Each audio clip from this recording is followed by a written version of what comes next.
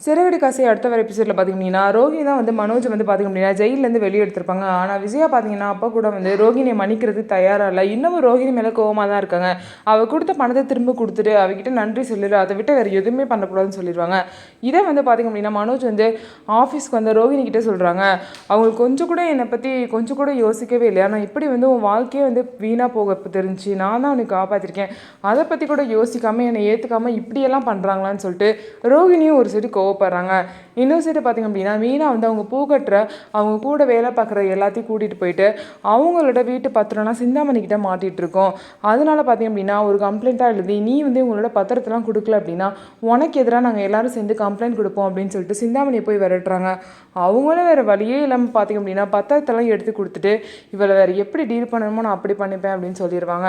அதுக்கப்புறம் நல்லபடியாக அவங்களோட பத்திரமும் அவங்கக்கிட்ட வந்துடும். ஸோ இதுக்கப்புறம் பார்த்திங்க அப்படின்னா வீட்டை எப்படியாவது மீட்கணும் அப்படின்னு சொல்லிட்டு அண்ணாமலை வீட்டில் எல்லோரும் போராடிட்டு இருக்காங்க.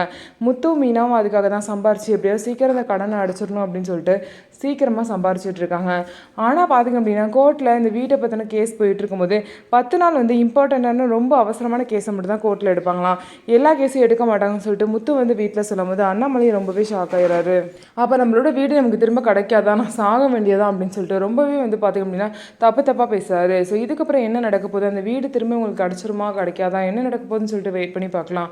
நம்ம வீடியோ உங்களுக்கு பிடிச்சிருந்தா நம்ம வீடியோவை லைக் பண்ணிக்கோங்க, மறக்காமல் நம்மளோட சேனலை சப்ஸ்கிரைப் பண்ணிவிட்டு பாருங்கள்.